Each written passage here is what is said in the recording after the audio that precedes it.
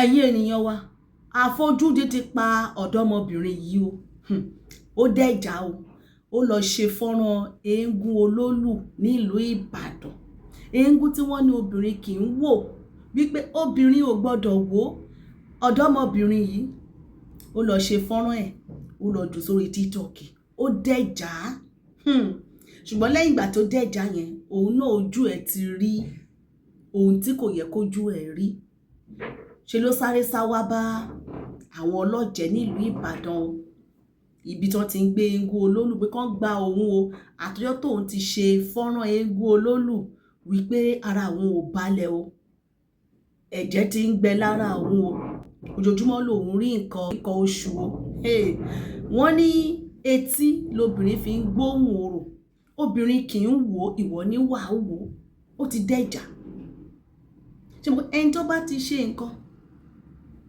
tí ò yẹ kó ṣe dandan náà ojú ẹ̀ á rí nǹkan tó yẹ kó rí kó tó di ọjọ́bọ̀ torí ọjọ́bọ̀ ni wọ́n gbé eégún olólù nílùú Ìbàdàn ọjọ́rú tó jẹ́ Wednesday Olúbàdàn fìròyìn síta wípé kí àwọn obìnrin kí wọ́n má jáde wọ́n ní kí ọjà kó má ṣí gan kó má nájà pé kí wọ́n pa òfin yẹn mọ́ o a rí àwọn aláàfáà kan tó jáde síta wípé báwo ni Olúbàdàn ṣe sọ wípé kí wọ́n má nájà báwo ni Olúbàdàn ṣe máa sọ wípé kóbìnrin má jáde wípé nítorí eégún olólù wípé tó má mọ̀ pé obìnrin kì í wò kó lọ gbé eégún yẹn nínú igbó kó kúrò láàrin ìlú ọmọ obìnrin tó wá dẹ̀jà tó ṣe fọ́nrán ẹ̀ fìrífìrí ẹ̀ gan ló sọ pé òun rí fídíò lẹ́ ń wò yìí níbi tí wọ́n ti ń ṣe ètùtù fún wọ́n pa odidi ẹran lé lórí o ìyá ẹ̀ lẹ́rí tó ń gẹ irun èèyàn ní kí ìyá ẹ̀ máa fá orí ẹ̀ kí wọ́n bá lè ṣe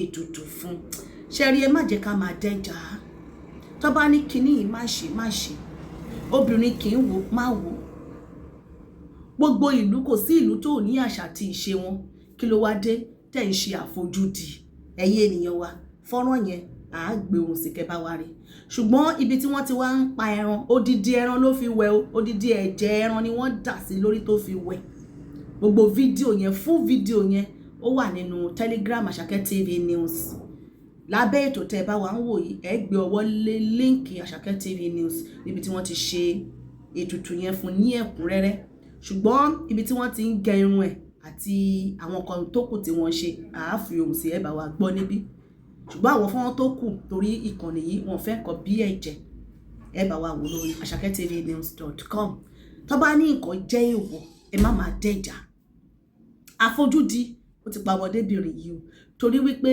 wọ́n ní Ọlọ́run ló yọ tó bá lọ pé ọjọ́ méje kó tó ké gbàjarè síta ni wọ́n ní òkú lẹ́lẹ́jà ń ta o ṣùgbọ́n àǹfààní sì wà fún báyìí kò tí ì pé ọjọ́ méje ọjọ́bọ̀ ni wọ́n ìṣe eégún olólù yẹn ní ọjọ́ Thursday ọ̀sẹ̀ tá a lò kọjá ẹ̀ ṣe rí bẹ́yìn ẹ̀yin ènìyàn wa bákan náà ni ọwọ́ tẹ àwọn ọlọ́pàá ajínigbé àwọn ọlọ́pàá ajínigbé ọlọ́pàá 5 iléeṣẹ́ ọlọ́pàá wọ́n ti dismiss ọlọ́pàá 5 lọ́wọ́lọ́wọ́ báyìí wọ́n lẹ́ bá wa ń wò ẹ̀ fọ́nrán yẹn lẹ́ ń wò yẹn bí wọ́n ṣe ń gba aṣọ lọ́rùn wọn àwọn ọlọ́pàá yìí wọ́n ṣe pé 5 yẹn iṣẹ́ ajínigbé ni wọ́n ń ṣe o kì í wá ṣe àwọn 5 yẹn nìkan wọ́n pàdé àpòpọ̀ mọ́ àwọn rìtáyà police àwọn ọlọ́pàá tó ti rìtáyà tí wọ́n ti wà láàrin ìlú tí wọ́n ti wà nílé wọn wọ́n lọ bá wọn wọ́n jọ pàdé àpòpọ̀ pẹ̀lú àwọn tó ń ṣe POS kan wọ́n rẹ́ǹtì ọkọ̀ bọ́ọ̀sì wọ́n fi ń ṣiṣẹ́ ajínigbé pẹ̀lú yúnífọ́ọ̀mù ọlọ́pàá láàrin ìlú àwọn tó ti rìtáyà yẹn àwọn náà wọ yúnífọ́ọ̀mù wọn àwọn tó wà lẹ́nu iṣẹ́ ọlọ́pàá 5 yẹn àwọn náà wọ yúnífọ́ọ̀mù wọn POS pẹ̀lú wọn àwọn vigilante kọ̀ọ̀kan náà wọ́n ṣà wọ́n mọ́ra tí wọ́n jọ ṣe ajínigbé ní ìpínlẹ̀ Ẹdó ọwọ́ ti wá bá wọn báyìí ṣé rí kan tá à ń sọ ọlọ́pàá ẹlẹ́ṣọ́ ààbò agbófinró tí ẹ kó pèsè ètò ààbò sórí ará ìlú àwọn ni wọ́n ti pàdé àpòpọ̀ mọ́ àwọn rìtáyà pólíìsì tí wọ́n ti ń jí ará ìlú gbé wọ́n ní wọ́n máa ń ṣọ́ àwọn ọmọ tó ń lo ọkọ̀ bọ̀gìnì láàrin ìlú àwọn lọ jí wọn gbé wọ́n lọ kó wọn sínú ọkọ̀ bọ́ọ̀sì àwọn náà wọ́n fẹ́ arrest wọn kinní kan ibo ni wọ́n ṣáà wá ẹ̀sùn kan kà sí wọn lẹ́sẹ̀ wọ́n kó wọn sínú bọ́ọ̀sì wọ́n rù wọn lọ nìyẹn wọ́n ló pẹ́ tán ti ń hu ìwà burúkú yìí kí ọwọ́ pálábá àwọn tó wá ségi ọwọ́ ti tẹ̀ wọ́n báyìí iléeṣẹ́ ọlọ́pàá ti dismiss wọn á fi ohùn sí ẹ bá wa gbọ́ nǹkan tó ṣẹlẹ̀ nínú fọ́nrán yìí. Ẹ̀yin ènìyàn wa jẹ́ ká kọ́kọ́ wo ọmọdébìnrin tó dẹ́jà yìí tó hùwà àfojúdi tó lọ ṣe fídíò eégún olólù ní ìlú Ìbàdàn. Ẹ̀yin ọmọ ọ̀dọ́mọbìnrin wọ̀nyí gbogbo ẹ̀yin ọmọ Gen Z tó wà ń ta yìí ẹ má máa ṣe àfojúdi ò dá o. Jẹ́ ká wo nǹkan tó ṣẹlẹ̀ nínú fọ́nrán yìí bí wọ́n ṣe ṣe ètùtù fún o ní ìlú Ìbàdàn lẹ́ni ọjọ́ 2 oṣù kẹjọ 2026. That's the fate of the lady. You are doing all for her so that she will not die before the next 7 days. So this helicopter is sample. You can see that's the mother saving the head of the lady that took the video of Oloru during the Oloru festival. You can see those people that believe it's a fake. You can see it is not fake. It is real. That is the fate of the people that always do the picture of Oloru or the video of Oloru during the festival. They are doing ritual for her now so that she will not die before the next 7 days. That is the mother saving her head. Since the day she took the video, she has not been okay. She has been menstruating since that very day. That is why she came out openly that this is what she did. That she has posted it on TikTok. So they are the Oloru house now doing the ritual the old for her so that she will not die. This is a living example. This is the fate of the people that watch or took video, female, any female that venture or took the video or film or video or picture of the crowd, even the crowd during the Oloru festival. She did not see Oloru at all, but she took the picture, she took the video of Oloru at Oremedi area on Thursday. Ẹ wo ọmọbìnrin tẹ̀ ń wò yìí, ìyá olóya fídíò ìyájẹ́ àpàdé bọ́ọ̀lù àmọ̀dé ní ọjọ́ Thursday ní ọ̀rẹ́ méjì sáì. Orílẹ̀-èdè tó ti yá ohun ìgbádùn àwọn ọ̀wà òkè rárá. Ìdí nìyí tí wọ́n fi mú wá sí ilé olóògùn fún òòrùn ọmọọba ọmọ ìjọ méje. Òòrùn náà lẹ́yìn tí wọ́n ṣe fún lọ́wọ́ yìí.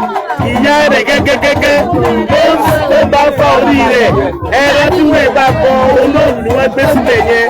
Ẹni pé ìkárà òkùnkùn wà ní ara rẹ̀. Gbogbo èyí tá a sọ pé òṣìṣẹ́ ìjọ́lọ́ọ̀lù ẹjọ́ olóòrùn wá o.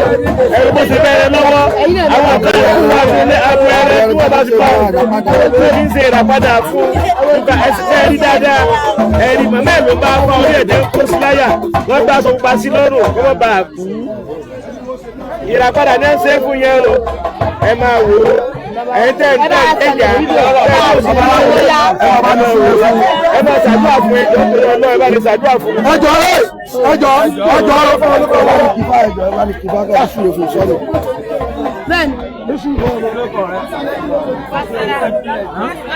Wá sí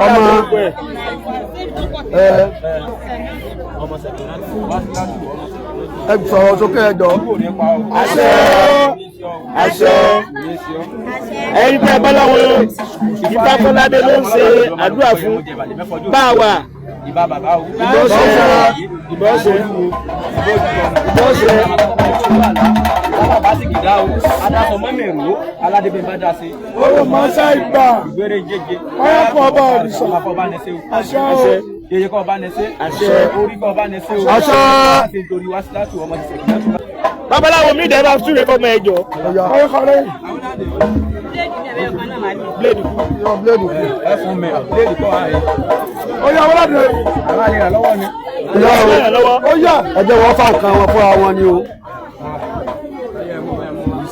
Ìyàwó olóòlù lẹ̀ Ìbàdàn ó ní sọ́ọ̀ tó ẹrú tí yọjú wo olóòlù bí a ṣe jọ ń yọ bí a ṣe jọ ń gbénu ilé lọ́jọ́ kan lé rẹ̀ sọ́ọ̀ tó yọjú wo olóòlù ó kú jábẹ̀rẹ̀ láti máa sáfọ́ olóòlù sọ́ọ̀ ti gbọ́ báyìí wọ́n láti gbọ́ wọn láwọn ètò jọ ń sùn ní ilé papọ̀ èyí tẹ́ máa dẹ̀jà tẹ́ máa yọjú dálẹ̀ yọjú wo olóòlù èyí tí wọ́n ń sọ̀rọ̀ fún lọ́wọ́ yìí kò rí olóòlù gángan o kò rí olóòlù gángan o àbọ̀ olóòlù lánàá rẹ sọ̀rọ̀ sọ̀rọ̀ lọ́lù. súre fún olóòlù lẹ́bàdàn ìyàwó olóòlù lẹ́bàdàn ní súre fún lọ́wọ́ yìí. àṣẹ àwọn olóòlù náà ló bẹ̀ ṣe ọmọ mi. máa bọ̀ lọ́dọ̀ mi máa bọ̀ náà wà.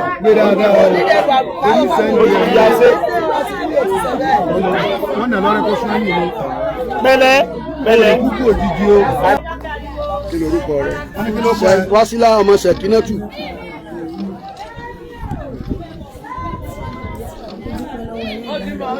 kí ló ṣe nàbí ìjọba yìí? ẹ̀sùn mọ́ bí ìṣòro sókè.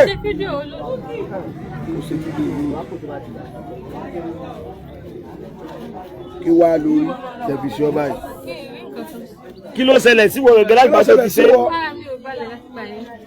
sọ̀rọ̀ sókè kí wọ́n dé. mi ò balẹ̀ láti gbà ẹjọ́ tó ti ṣe kí ni. láti gbà tí mo ti ṣe fídíò olóòlù. ṣe ń gbọ́ nǹkan tó sọ o. ẹ̀jẹ̀ ni láti ìjọ náà láti gbà tí mo ti ṣe. láyé tó ti ṣe fídíò jò ṣe kí ni. ẹjọ́ dálára rẹ. látòlẹ́ lọ wà á jẹ́yàn fún ìyá rẹ̀. àṣẹ. àṣẹ wọn ò ní wẹwọ́ ìyá ní olórí. àṣẹ. ojú ẹ̀ omi ara rẹ̀ ẹ̀jẹ̀ ara rẹ̀ yọ padà sáyé. àṣẹ. àbúrò wà ní ẹsẹ̀ ọmọ. àṣẹ. àbí abàdà wa náà ṣùgbọ́n jẹ́ bá ní wọ́n sí wọ́n sí àti yé. ní abàdà tún kúrá ni wọ́n bí kúrá ni wọ́n ní wọ́n máa pààyàn nípa ẹjọ́ bá ní wọ́n máa pààyàn. sẹ̀ríà ò sì lè wọlé Yorùbá. láéláé. sẹ̀ríà kò lè wọlú Ìbàdàn. ọ̀sẹ̀ méjì lọ́tẹ̀lú Ìbàdàn dùn ó. ilé bá jẹ́ máa ṣe sẹ̀ríà àwọn ọmọ lọ ìlú bàbá tí wọ́n lọ máa ṣe sẹ̀ríà. èèyàn ò dẹ́kun fún gbogbo ẹ̀yìn obìnrin ẹ̀yọ́ yọjú. Olúbàdàn ló ní Ìbàdàn. Olúbàdàn ọba ló nílẹ̀ àti gbogbo tí ń bẹ nú ẹ̀. olóòlù tó sì jáde àṣẹ Olúbàdàn ló fi jáde. bí a bá wá rí àáfàá kan àṣẹ ọba.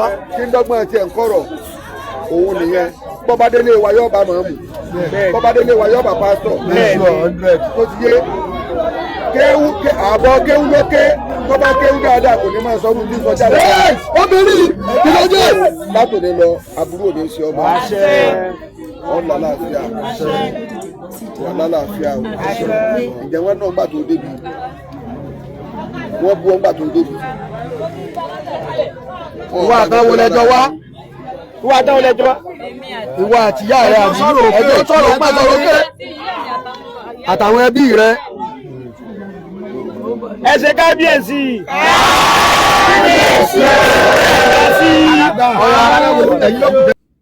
ẹ̀yin ènìyàn wa ṣe bá wa rí ọpẹ́lọpẹ́ tó tètè sọ̀rọ̀ síta torí òun ló mọ nǹkan tó òun ṣe tó bá yẹ pé kò sọ̀rọ̀ síta ni wọ́n ní òkú lẹ́lẹ́jà ń ta o pé wọ́n ní tó bá yẹ pé ọjọ́ méje lọ pé tó fi ṣe mọ̀ sínú mọ̀ síkùn tó sọ fún ìyá ẹ̀ torí òun àti ìyá ẹ̀ ni wọ́n jọ wá síbẹ̀ yìí tó ti gbé egbò olólù yẹn ìyàwó olólù ni wọ́n ní kó súre fún yẹn tó bá yẹ pé kò lọ sọ̀rọ̀ síta tọ́jọ́ méje pé wọ́n ló máa gbèkúrú jẹ lọ́wọ́ ẹbọra ni o ṣe ti rí bẹ́yẹn ṣe rí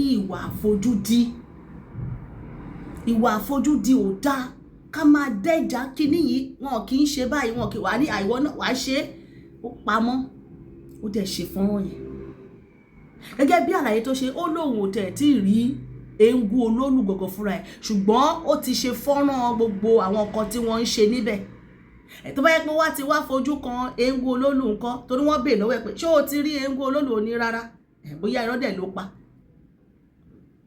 torí ó ní ẹ̀jẹ̀ ń gbẹ lára o láti ọjọ́ yẹn kì í ṣe àsìkò tóun máa ń ṣe nǹkan oṣù òun dẹ̀ ti bẹ̀rẹ̀ sí ní ṣe nǹkan oṣù a sọ fún wa wípé nǹkan tó bá ti pè ní ìṣẹ̀ṣe tó bá ti pè ní àṣà ibì kan ẹ má dẹjà báyìí ni wọ́n ṣe ń ṣe nílùú kan èèwọ̀ bòmíì bí wọ́n ṣe ń ṣe nílẹ̀ Ìbàdàn nìyẹn ọba Olúbàdàn dẹ̀ ti fi ìròyìn síta ní ọjọ́ Wednesday pé ẹ̀yin obìnrin o ẹ dúró sílé o ẹ má nájà o eégún olólù fẹ́ jáde ní ọjọ́bọ̀ ọjọ́ Thursday o ìwọ ọmọdébìnrin ó lọ dẹ́jà. Ẹ̀kọ́ leléyìí máa jẹ́ fún gbogbo ará ìlú, fún gbogbo ènìyàn nílé lóko àti lẹ́yìn odi. Tó bá ní nǹkan báyìí la ṣe ń ṣe ní ilẹ̀ wa, èèwọ̀ ibòmíì ni. Bí tó bá ṣe ń ṣe leléyìí bá wọn ṣe bẹ́ẹ̀. Má lọ dẹ́jà o, má lọ ṣe àfojúdi o. Àfojúdi máa ń pààyàn o. Òun nìkan tó ṣẹlẹ̀ sí ọ̀dọ́mọbìnrin yìí o. Ẹ̀yin ènìyàn wa, nígbà tí a gbé ìròyìn síta lórí Facebook, a rí oríṣiríṣi kọ́mẹ́ǹtì. Àwọn èèyàn tẹ̀ bínú gidi, wọ́n fara ya wípé ó yẹ kán fi sílẹ̀ ni, wípé ó yẹ kí wọ́n fi jófin kó lè kọ́ àwọn tó kù náà lọ́gbọ́n. Ẹ jèbùrẹ́ àwọn olùgbẹ̀bẹ̀ nígbà tó ti gbéra ẹ̀ wá pé òun nǹkan báyìí lòun ṣe, pé ó ti sá wá bá wọn pé kán jọ kán gbà wọn sílẹ̀. Òun ni wọ́n fi súgbà ẹ̀ tí wọ́n dẹ̀ ṣe ètùtù fún. Ẹbọ á fi ẹbọ á gbà o. Ẹgbọ́n ìyẹn ènìyàn wa, bí wọ́n ṣe fún yín, kí ló ń tẹ́ bá wa rí sọ sí? Ẹ jẹ́ ká sáré dé ìlú Ẹdó. Àwọn ọlọ́pàá ọ̀daràn ajínigbé tí ọwọ́ bá, ọlọ́pàá 5 pẹ̀lú yúnífọ́ọ̀mù ọlọ́pàá lọ́rùn, tí wọ́n dẹ̀ ń ṣe iṣẹ́ burúkú, tí wọ́n ń hùwà ajínigbé, tí wọ́n ọ̀gọ̀rọ̀ àwọn ará ìlú ni wọ́n náà ti jí gbé. Wọ́n ní ṣàṣà ni àwọn ìjínigbé tó ṣẹlẹ̀ ní Ẹdó tí wọn ò kópa nínú ẹ̀. Wọ́n dẹ̀ wà nínú iléeṣẹ́ ọlọ́pàá bọ̀ṣẹ́ di bẹ́yẹn. Wọ́n ti bà iléeṣẹ́ ọlọ́pàá jẹ́, wọ́n ti bà iléeṣẹ́ ológun jẹ́. Àwọn Boko repentant, àwọn yẹn operate nínú iléeṣẹ́ ológun. Ẹ ti wo àwọn tí wọ́n wà lẹ́nu service, lẹ́nu iṣẹ́. Ẹ wo iṣẹ́ burúkú tó wà lọ́wọ́ wọn. Níbo la lọ lórílẹ̀-èdè yìí báyìí o? Jẹ́ ká fi ohùn sí kẹ́ bá wa gbọ́ ìròyìn yìí bó ṣe lọ lẹ́kùnrẹ́rẹ́. Senior police officers, men of the command, and guests filling the conference hall sets the stage for an event the Edo State Police Command describes as a demonstration of its commitment to discipline, professionalism, and accountability.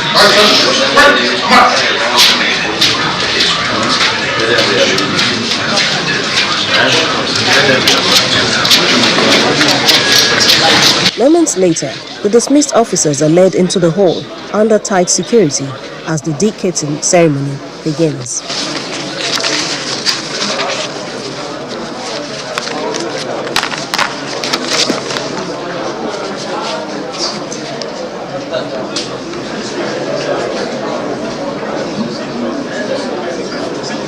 One after the other, their police accoutrements are removed, formally bringing their career in the Nigeria Police Force to an end.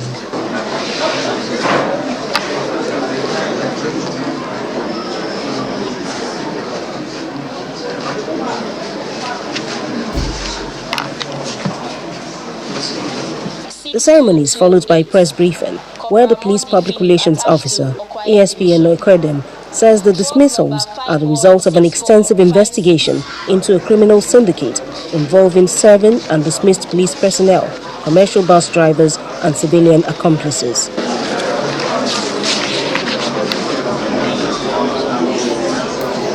The complaints indicated that members of this syndicate had been operating around the Temboga axis of Aduwawa, Benin City, where unsuspecting citizens were being intercepted, forced into commercial buses under the guise of police operations, driven around various parts of the city, and subsequently compelled to withdraw money through point-of-sales operators before regaining their freedom.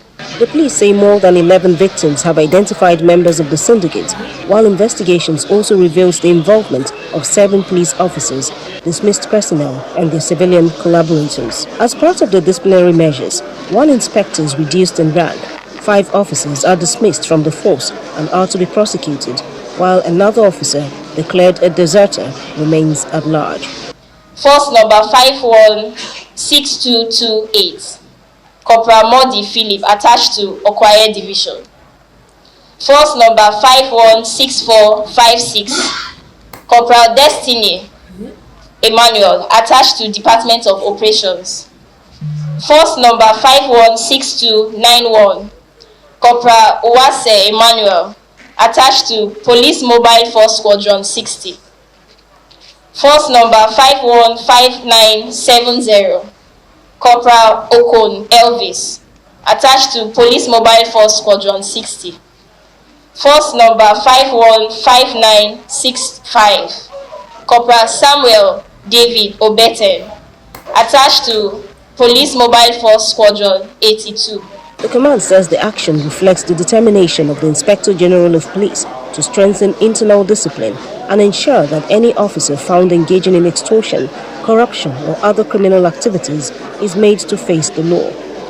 The police... These are the 5 police officers when they just dismiss now for police force. What did they do? They say the 5 police officers, they get bus where they use. They hire a bus driver, they hire some police officers where they don't dismiss before.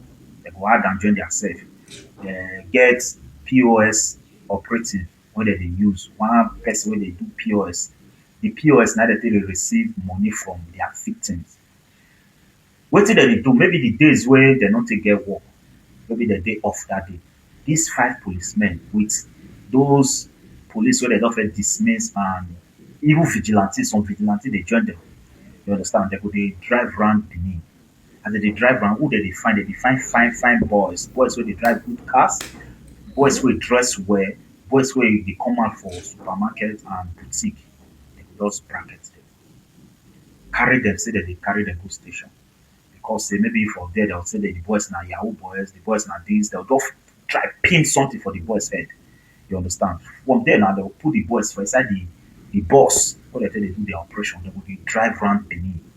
They not get station where they carry the good, they'll drive around Benin. Maybe for example now they carry the boys from Ring Road, they'll carry they go bypass, from bypass they'll carry they go school gate, Uniben school gate, just like that, they will come give them the POS where they use, they'll give the number, the account number to the boys, they'll transfer the money enter the POS. Now so that they do the operation. Because why did they use POS? They say, maybe you not fit trace the money, you understand? Now waiting these people they do. They don't do this thing for long, and people don't they complain. Now waiting all these policemen they do. So unluckily for them, they catch them since April. Now they investigate the matter. People they come say yes, now then they do one. People they identify them. Finally, now they take their decision and say these policemen not supposed to police force. Now they dismiss them. You understand? They dismiss, they put their uniform, collect their gun, collect their ID card, collect everything when concern police force from them. Now my question to the Edo State Police Command, my question is now when I don't dismiss them now, they know they collect salary again. Why would I not think say these people will go back to that illegal business? No, why would I not think like that? Say these police officers will go back to that illegal business because now they will get free hand to do it. Ẹ̀yin ènìyàn wa, ṣé ẹ bá wa farabalẹ̀ gbọ́ bí ìròyìn yẹn bó ṣe lọ lẹ́kùnrẹ́rẹ́, bí ọwọ́ ṣe bá àwọn ọlọ́pàá 5 àti àwọn rìtáyà pólísì tí wọ́n ti ṣiṣẹ́ fẹ̀yìntì. Ẹ wá wo ọjọ́ orí àwọn tó ti ṣiṣẹ́ fẹ̀yìntì tí wọ́n ti ń kópa nínú ìjínigbé àti oní POS. Wọ́n ti ní àwọn tó ti jẹ́ local vigilante náà, wọ́n ti pẹ̀lú wọn. Ṣé rí pé ìdí nìyẹn tó fi jẹ́ wípé ọ̀rọ̀ ètò ààbò tó mẹ́hẹ̀ yóò túbọ̀ fi ń le sí torí pé ó ti lọ́wọ́ onílé nínú. Àwọn tí wọ́n mú yìí tí wọ́n jẹ́ ọlọ́pàá yìí, wọn kì í ṣe Fúlàní o. Retire police yẹn náà wọn ń ṣe Fúlàní o. Ó ní POS kì í ṣe Fúlàní o. Àwọn local vigilante wọn ń ṣe Fúlàní o. Ṣé rí pé wàhálà ti wà. Kí ló fẹ́ wá ṣẹlẹ̀ báyìí tó bá wá dá state police sílẹ̀ o. A ní ká kọ́ béèrè ní o.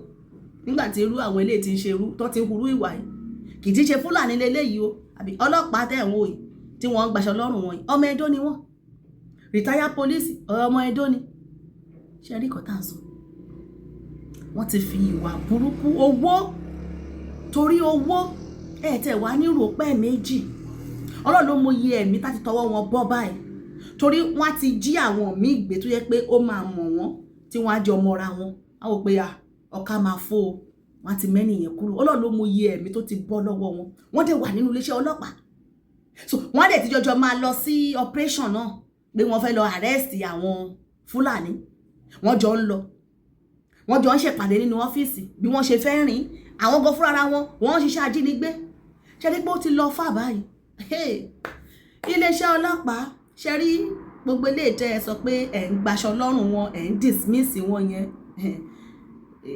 kò lè solve problem tó wà ńlẹ̀ o ṣẹ́rẹ́ àwọn eléyìí ẹ lọ jù wọ́n sínú kirikiri ni àti rìtáyà pólíìsì tí wọ́n lọ háyà mọ́ra níta yẹn àti oní POS àtàwọn local vigilante tí wọ́n gbà mọ́ra tọ́jọ́ iṣẹ́ burúkú yẹn ẹ lọ kó gbogbo wọn sínú gbàgàm ẹ lọ kó wọn sínú àjà ilẹ̀ ìdájọ́ wa nìyẹn lórí ìkànnì torí tẹ́ ẹ bá ní ẹ fi wọ́n sílẹ̀ ẹ dismiss wọn kí nìyẹn kò lè solve problem tó wà lẹ́yìn no it can never solve the problem kò lè solve problem eléyìí tó wà lẹ́yìn pé ẹ dismiss wọn okay ẹ dismiss wọn yẹn pé ẹ ti dájú wọn nìyẹn ẹ gbàṣẹ́ lọ́wọ́ wọn ẹ má gbàgbé ẹ ti train wọn wọ́n mọ ìbọn gbé wọ́n mọ ìbọn yìn wọ́n ti ní access sí ìbọn ẹ mọye ìbọn tí wọ́n tẹ̀ ti rà pamọ́ láwọn ilé ẹ mọye ìbọn tí wọ́n ọta ìbọn tó ń lò gan inú ọ́fíìsì níbẹ̀ náà ni wọ́n ti máa kó ọta ìbọn ọ̀fẹ́ ni wọ́n fi operate so pé ẹ wá dismiss wọn yẹn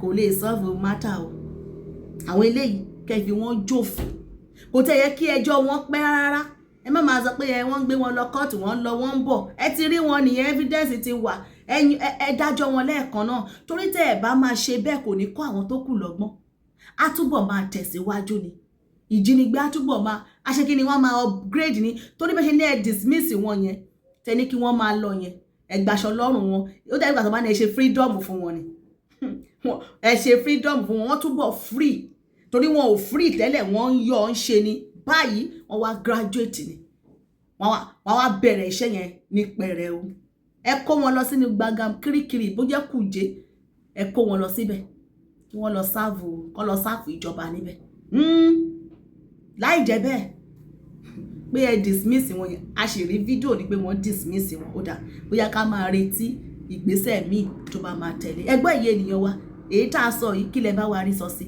ṣé dismiss yẹn ṣó lè solve matter kò lè solve matter o ju wípé kí wọ́n dájọ́ fún wọn kọ́kọ́ ìgbé akọ fún wọn ní ẹ̀wọ̀n gbére ni o àbí kí wọ́n sọ pé kọ́ fi wọ́n jófin kọ́kọ́ fi wọ́n jófin kí àwọn torí wọ́n sì kù sínú iléeṣẹ́ ọlọ́pàá wọ́n ìkù sáàrin wọn ń bẹ̀ wọn tí tán tó bá rí ìdájọ́ tẹ́ ṣe fáwọn eléyìí òun ló máa jẹ́ káwọn tó kù kí wọ́n sún sẹ́yìn kí wọ́n sún kì ẹ̀yin ènìyàn wa a máa follow matter yẹn bó bá ṣe ń lọ a mú wa fún wa àwa náà wà àwa on ground pẹ̀lú wọn a ní dààmú lórí ìkànnì yìí ẹ máa bá wa pín ètò wa ẹ bá wa máa tẹ love and like ẹ máa tẹ sójú ẹ Àṣàkẹ́ TV show ní orí YouTube wa ọmọbìnrin tẹ́ rí yẹn ikú àfojúdi ló fẹ́ pa ó ọpẹ́lọpẹ́ pé kò tí ì pé ọjọ́ méje ó di Thursday kó tó pé ọjọ́ méje kó tó wá ṣe ètùtù kí ló tẹ́ bá wa rí sọ sí yẹn náà jẹ́ ká rí èròǹgbà ní abẹ́ fún àní dààmú èmi ni ọmọ yín ọ̀rẹ́ yín olólùfẹ́ yín àbúrò yín Àṣàkẹ́ TV show bàbá wa pín ètò wa dúdú wa gbé wa láṣẹ ìdùnnú rẹ̀.